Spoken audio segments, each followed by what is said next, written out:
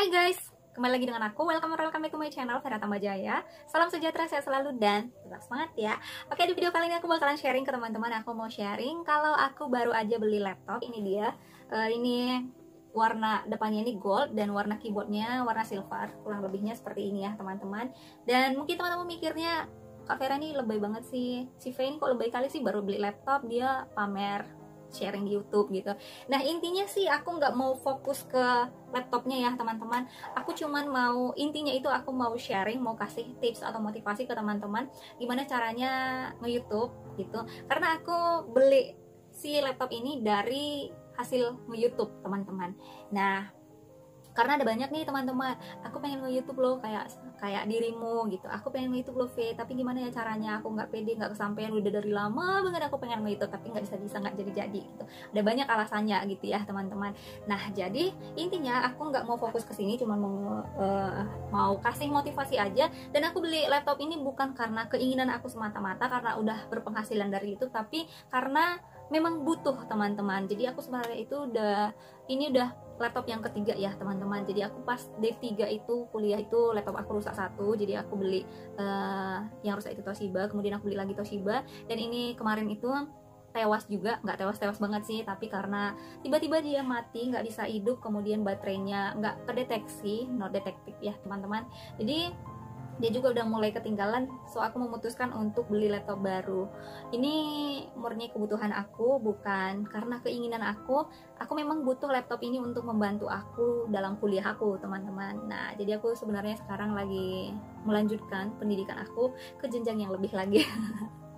Jadi aku butuh untuk menyelesaikan tugas-tugas kuliah aku, untuk nge-zoom, dan ya sedikit-sedikitnya untuk bantu ininya lah, untuk bantu YouTube ya teman-teman.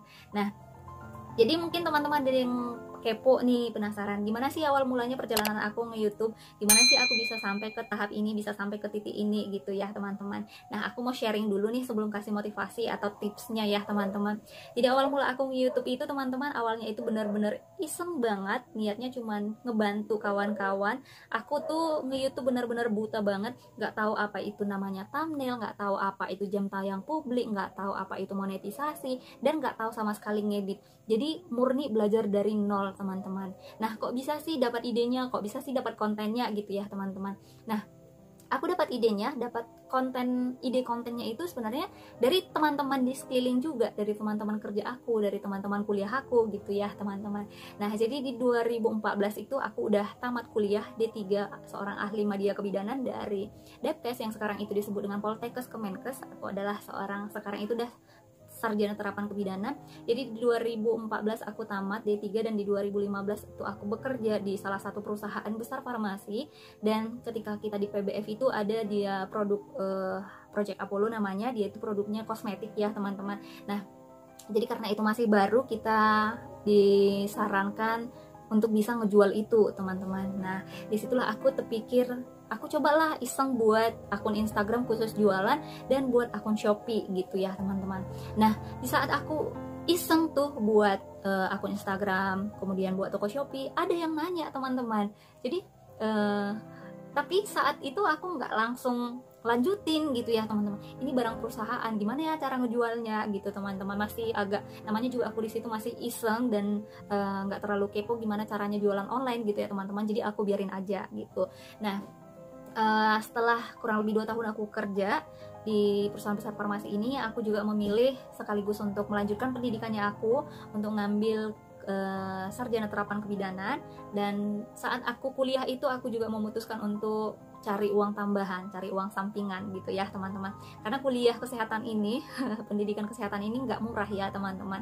Nah saat aku kuliah D4 itu aku mulai aktif itu yang namanya all shop, jualan online di Instagram, kemudian aku share ke Facebook, kemudian aku share juga ke toko Shopee. Nah disitulah teman-teman kuliah aku ngelihat, teman-teman kerjanya aku ngelihat, kok bisa laris ya, kok bisa lancar ya gitu. Jadi ada banyak teman-temannya aku yang minta diajarin gimana caranya buat toko Shopee, gimana caranya berjualan di Shopee, gimana cara kirim barangnya, upload barangnya, semua-muanya ya teman-teman. Nah bukan aku nggak mau ngajarin teman-teman, tapi namanya juga kita manusia kadang ada lelahnya gitu ya teman-teman. Jadi di situ aku mikirin, kenapa ya aku nggak buat aja video kemudian nanti aku tinggal share gitu. Tapi aku mikir kalau aku buat video terus video itu tersimpan di memorinya aku atau di laptopnya aku, agak ribet juga ya gitu ya teman-teman. Kemudian aku tiba-tiba dapat ide, yaudah aku buat aja ke ini, share ke YouTube gitu. Saat itu aku nggak tahu teman-teman kalau YouTube itu bisa berpenghasilan, sampai itulah saking katroknya gitu ya teman-teman. Jadi aku tanya doi di situ, bang, YouTube itu bisa ngasilkan duit nggak sih gitu. Nah doi bilang bisa, tapi ada syaratnya, minimal 1000 subscriber gitu-gitu. Jadi saat itu juga doi nggak terlalu paham nih tentang YouTube ya teman-teman. Jadi masih sama-sama buta, sama-sama masih belajar gitu. Tapi aku berani mau mulai duluan gitu teman-teman. Nah awalnya itu seperti itu teman-teman. Aku pengen berbagi aja nih ke teman-teman, pengen ngebantu aja yang pengen jualan di Shopee. Jadi aku share videonya. Jadi ketika mereka ini gimana caranya gitu. Nah dalam hatiku sih seperti itu, ketika mereka nanti nanya yang gimana cara kirim barang, aku udah punya nih videonya, gimana cara buat tokonya, cara ini itu COD gitu ya. Jadi aku ketika mereka nanti nanya, aku udah punya nih videonya, jadi aku nggak capek lagi setiap ada yang nanya buat screen recording. Jadi aku di satu sisi itu memikirkan memudahkan aku dan memudahkan mereka juga sih gitu ya teman-teman. Tapi seiring berjalannya waktu ya puji Tuhan aku belajar dan YouTube ini ternyata bisa bukan cuma bisa, cukup membantu sih dalam keuangan aku ya teman-teman. Tapi kok panjang banget sih intronya gitu ya. Oke, jadi itu dia tadi awal mulanya teman-teman. Oke, kita bakalan masuk ke motivasi atau trik dari aku. Oke, langsung aja kita ke motivasi maupun trik dari aku. Ini berdasarkan pengalaman aku ya teman-teman, yang aku terapin mulai dari awal aku nge-YouTube sampai aku ke sini-sini. Dan ada beberapa poin, cuman mungkin agak melebar, agak panjang penjelasannya ya teman-teman. Yang pertama itu kalau dari aku ya nih teman-teman harus niatkan dan temukan ide kontennya. Kalau saran dari aku, temukan ide kontennya berdasarkan kesukaan maupun hobinya teman-teman atau aktivitas atau kesehari-hariannya teman-teman. Kenapa harus seperti itu? Nah, ketika teman-teman sudah menemukan ide kontennya sesuai dengan kesukaan, hobi, aktivitas, jadi kontennya teman-teman ini bisa berlanjut seterusnya gitu teman-teman, nggak buntu idenya gitu teman-teman. Misalnya teman-teman sesuaikan, misalnya hobi masak nih, silahkan buat konten memasak, karena konten masak ini juga salah satu konten yang akan bisa berlanjut terus menerus ya teman-teman. Misalnya teman-teman hobi memancing, hobi cover lagu, hobi pelihara anjing, kucing, kelinci, ayam, burung dan lain-lain, atau hobi atau kerjanya ngejahit nih. Nah jadi bisa bikin konten juga yang ngajari orang buat pola baju, cara jahit, atau cara payet baju, atau menggambar, melukis, mewarnai, dekor rumah, dan lain-lain. Ada banyak sekali ide konten yang bisa kita buat berdasarkan hobi atau kesukaannya teman-teman. Bahkan ada yang tour and travel juga, bahkan untuk review-review juga, bahkan untuk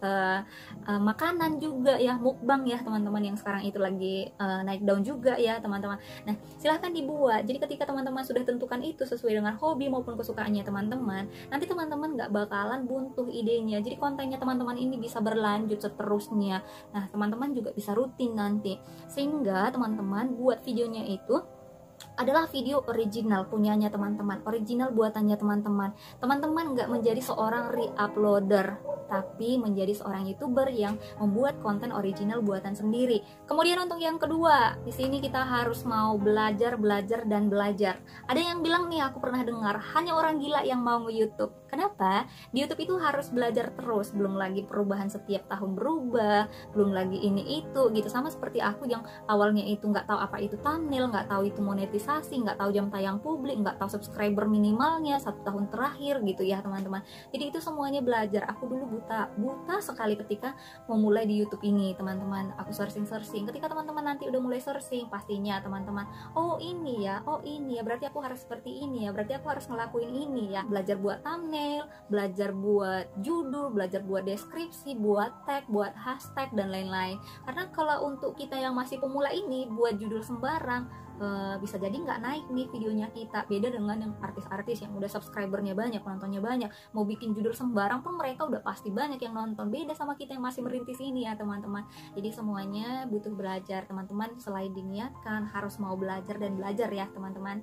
Kemudian yang ketiga, teman-teman harus pede. Ada nih yang bilang ke aku, kak aku pengen nge-YouTube tapi aku nggak pede depan kamera, nggak pede ngomong, nggak pandai gitu ya teman. Sama, aku juga awalnya ya kayak gitu ya teman-teman. Aku juga nggak pinter kok, cuman ya Kalau saran dari aku, teman-teman supaya pede ngomong di depan kamera, belajarlah ngomong di depan cermin dulu, atau belajarlah buat video iseng-iseng, ngomong-ngomong aja di handphonenya teman-teman, belajar buat video kan gitu. Terus ada yang nanya, Kak, kalau kita buat video yang dilihat itu layarnya atau kameranya gitu. Nah, kalau teman-teman pakai kamera belakang, silahkan yang dilihat kameranya. Kamera depan, silahkan yang dilihat itu kameranya, bukan layarnya. Nah, di sini aku juga dulu salah sih teman-teman. Jadi pertama kali aku buat video itu, yang aku lihat itu ya layarnya, bukan kameranya. Tapi ya namanya juga belajar gitu. Nah, teman-teman bisa bedakan nanti. Nah, ini aku contohin ya. Ini aku lihat kamera. Ini aku lihat kamera nih. Kemudian ini aku lihat layar.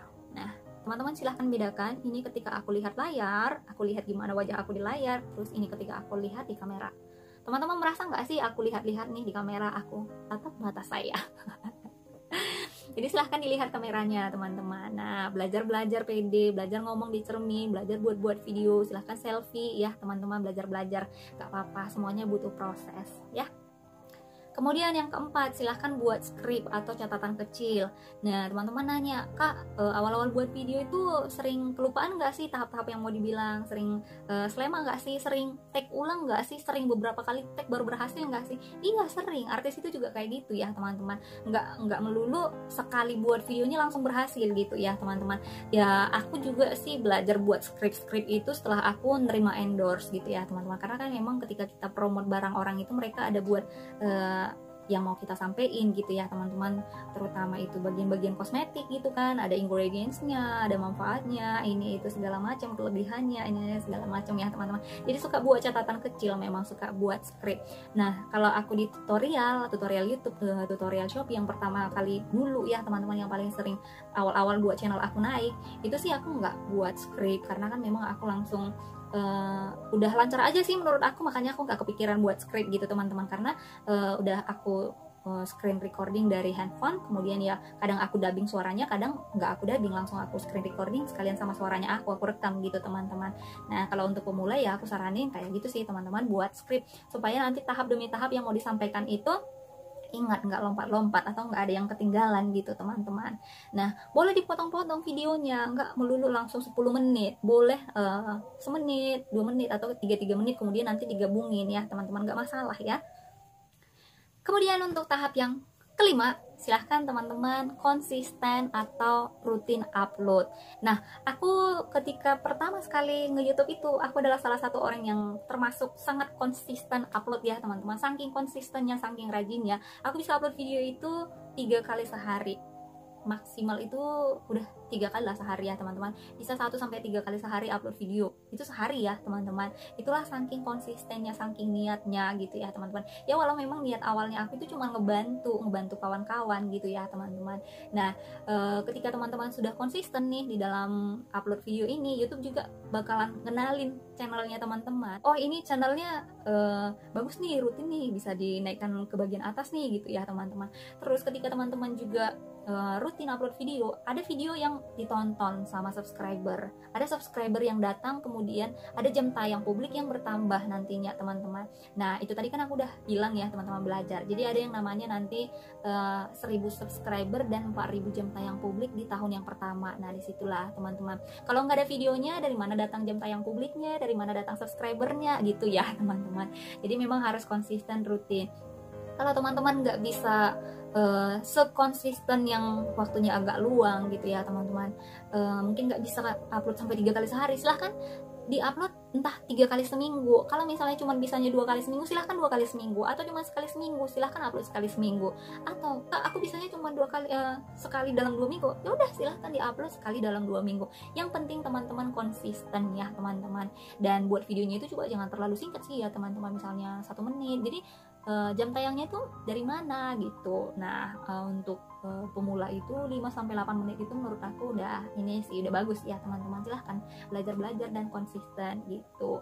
Jadi aku itu kemarin teman-teman saking konsistennya aku upload video itu, saking konsistennya buat video, malam aku kadang buat video, malam itu juga kadang aku edit, atau pagi-pagi udah upload gitu ya teman-teman, pagi-pagi udah ini buat video gitu ya teman-teman. Jadi itu aku nggak sampai 4 bulan teman-teman, nggak sampai 4 bulan udah dimonetisasi, sebentar ya teman-teman, 3 bulanan gitu lah, nggak sampai 4 bulan. Jadi konsisten lah, sedikit luangkan waktu gitu ya teman-teman. Nah sama seperti sekarang ini, saat ini aku juga lagi ngeluangin waktunya aku sih. Aku baru pulang kerja, kemudian mandi, kemudian buat video yang video sekarang ini gitu. Aku baru tadi ya, untungnya sih tadi memang aku dinas pagi ya teman-teman. Nah jadi aku sempatin, kadang juga ya kalau aku nggak ini ya kadang malam-malam buat video gitu ya teman-teman. Kalau kita emang udah niat apapun itu pasti kita sempatin gitu ya teman-teman. Sama kayak sama pacar ya, kita sempatin gitu ketemu ya teman-teman. Kemudian yang terakhir, share ya teman-teman. Nah setelah kita tadi udah niat, kita tentukan ide kontennya, kita udah belajar, kita udah pede, kita buat skrip, kita buat video, kemudian kita udah rutin nih upload, udah konsisten. Saatnya kita sekarang share konten YouTube-nya kita ke sosial media yang kita punya, bisa ke Facebook, ke Instagram, ke WhatsApp, dan ke Twitter, dan sosial media lainnya yang memungkinkan atau yang bisa kita share. Karena dari situ nanti kita bisa dapat penonton setia juga, dapat subscriber, dapat jam tayang gitu. Dan teman-teman juga bisa masuk ke komunitas tertentu, komunitas YouTuber gitu ya teman-teman. Kan ada nih komunitas khusus konten memasak, silahkan teman-teman masuk ke konten memasak itu, komunitas memasak atau komunitas sesuai dengan kontennya teman-teman. Nanti di share di sana, pasti teman-teman itu juga bakalan berkunjung ke kontennya teman-teman.